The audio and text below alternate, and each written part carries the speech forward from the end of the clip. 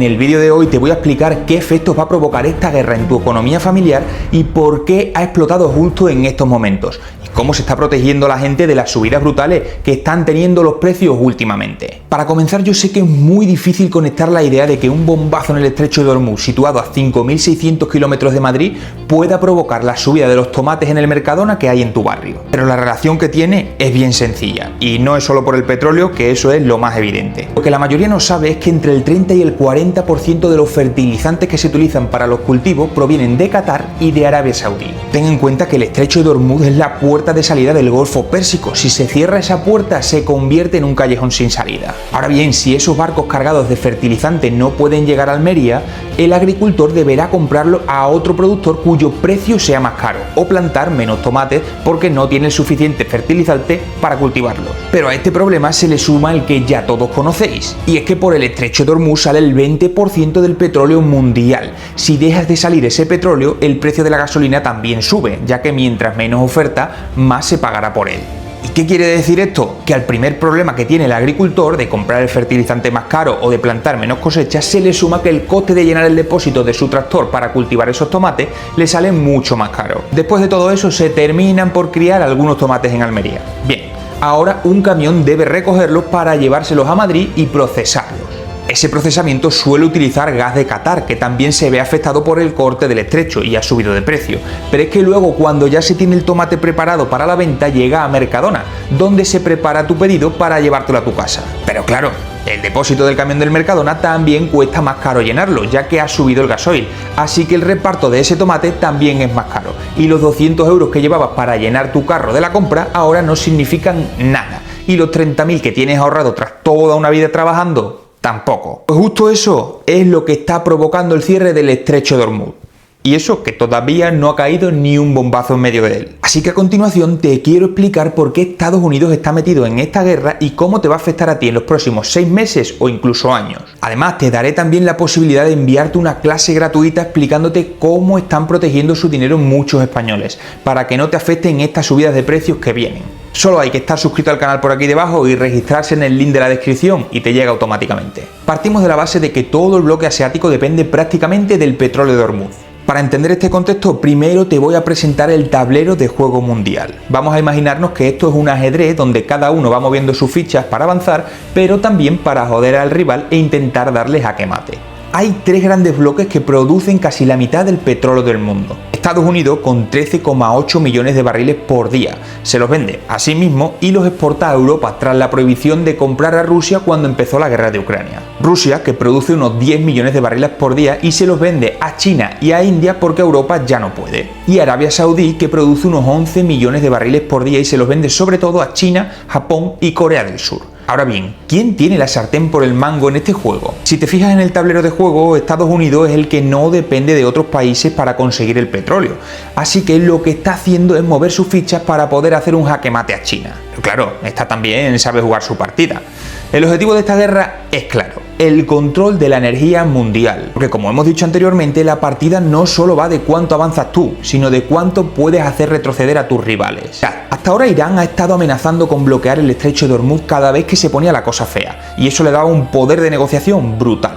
Imagínate, te hunde 2 petroleros ahí en medio y tienes a medio mundo loco buscando petróleo, el precio desmadrándose y los ciudadanos arruinados porque no pueden comprar nada. Entonces este 2026 Estados Unidos ha dicho: esto se va a acabar, y ha decidido destruir la capacidad naval de Irán para que el estrecho deje de ser un arma de negociación para Irán y empiece a ser la moneda de cambio para Estados Unidos. Pero, ¿por qué tiene tanto interés Estados Unidos en controlar el estrecho? Muy sencillo, porque así tiene la posibilidad de dejar pasar o bloquear los buques petroleros que van a China, y si controla la energía, controla la producción. ¿Entiendes? Pero ojo, porque esto no queda solo ahí, sino que mientras que dure la inestabilidad en el Golfo Pérsico, los compradores de petróleo buscan alternativas más seguras. Eso hace que Europa y Asia firmen contratos con Estados Unidos para comprarle petróleo y que el precio suba sin parar y las empresas americanas se hagan cada vez más ricas. ¿Y sabes en qué piensan reinvertir ese dinero? En mejorar las infraestructuras para extraer el petróleo que consiguieron en Venezuela y tener un control casi absoluto de la energía mundial,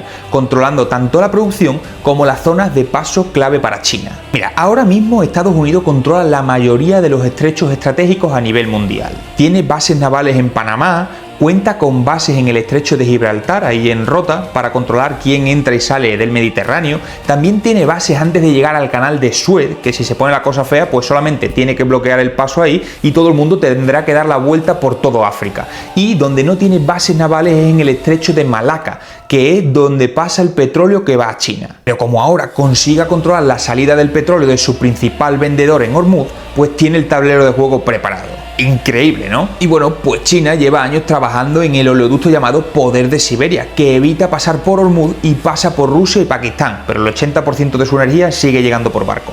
En medio de todo esto, España mira así para los lados como si estuviese viendo un partido de tenis, pero tampoco puede hacer mucho en este juego. Vamos, que no pinta nada. Así que tiene que acatar las normas y pagar el precio del petróleo al que se lo pongan, intentando que la gasolina no suba mucho en la Repsol para que la gente no salga a la calle, aunque la mayoría ya puede ver los efectos de esto en sus tickets de la compra, en el whisky que se van a tomar un viernes por la tarde o en salir a comer un domingo en familia, prácticamente en todo. Pero ahora bien, ¿qué están haciendo algunas personas para intentar que no le afecte esa subida de precios? Pues el que tiene un pequeño negocio o es autónomo, su única solución es subir los precios, al menos para quedarse como estaba. Vamos a ver el ejemplo del bar Paco.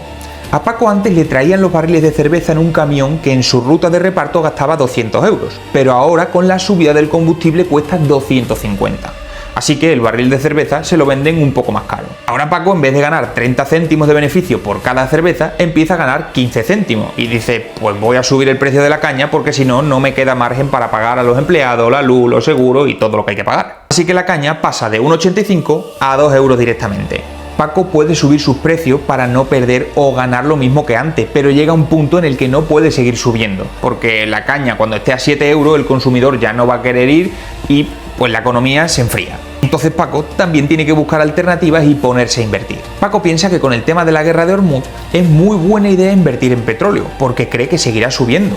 Pero le vamos a explicar por qué esa es la peor inversión que se puede hacer ahora mismo. Aunque en la televisión estén diciendo todo el día que el petróleo está subiendo. Durante todo el conflicto, la mayoría de países que producen petróleo y que no están metidos en este barullo, lo que hacen es aumentar la producción para poder vender más petróleo a precio más alto y sacarse un buen beneficio. En cuanto se termina ese conflicto, muchos países han producido de más y a eso se le suma que se quitan las restricciones o se desbloquea el estrecho y hay mucho más petróleo del que se necesita, así que el precio suele caer en torno a un 20%. Y la segunda razón por la que no es una buena inversión, y que vas a entender perfectamente, es que Estados Unidos quiere un precio alto para el petróleo, para joder a China ya que es importadora, pero no tan alto como para que los ciudadanos de Estados Unidos les cueste muy cara la gasolina y suba la inflación, porque eso será un motivo de cambio de gobierno en unas elecciones y ningún político quiere eso. Por eso lo más probable cuando se termine este conflicto es que el precio del petróleo siga cotizando en el entorno de los $80 por barril. Ahora bien, te voy a decir qué inversiones sí que están siendo activos refugios. Mira, durante todo el tiempo que ha durado esta guerra, aparte de la que ya traíamos de Ucrania y demás,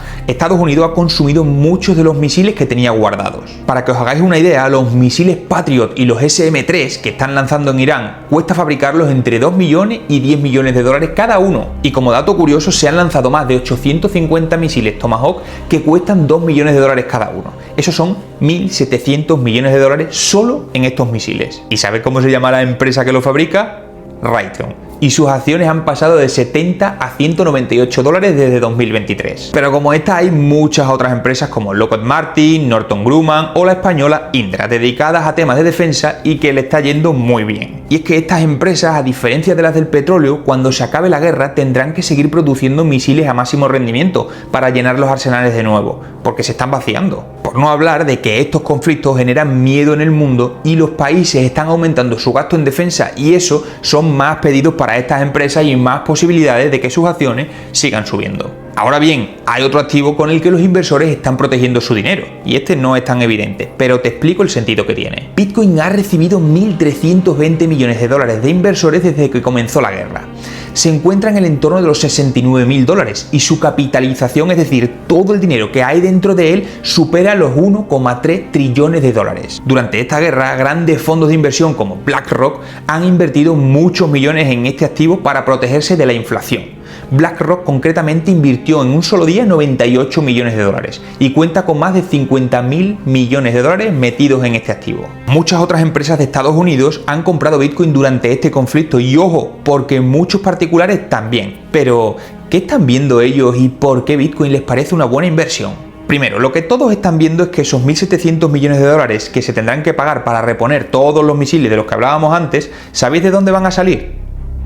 Exacto, de imprimir más dinero, y eso provoca que el valor del dinero baje y que se pierda poder adquisitivo. Así que los inversores están comprando Bitcoin como un activo refugio, ya que por su naturaleza y el no poder fabricarse más, nunca tendrá el mismo problema que el dólar o el euro. Pero también puedes tener la duda de, pero si lo que buscan es proteger el valor de su dinero, ¿por qué no compran oro? Pues porque en periodos como estos los inversores quieren tener activos que cumplan dos condiciones. Primero, que suban de precio, cosa que Bitcoin está haciendo, y segundo, que se pueda transportar fácilmente y que si se complica la guerra, pues tú seas el propietario de tu propio dinero y no que tengas en un banco custodio el oro que puede decidir si dártelo o no. Así que esas son las razones por las que millones de inversores están optando por Bitcoin como una forma de protegerse de las subidas de precio que están viendo en el supermercado y de las que vienen próximamente. Si quieres entender más a fondo cómo funciona la inversión en Bitcoin, por aquí puedes registrarte y te llegará una clase gratuita donde te explico absolutamente todo.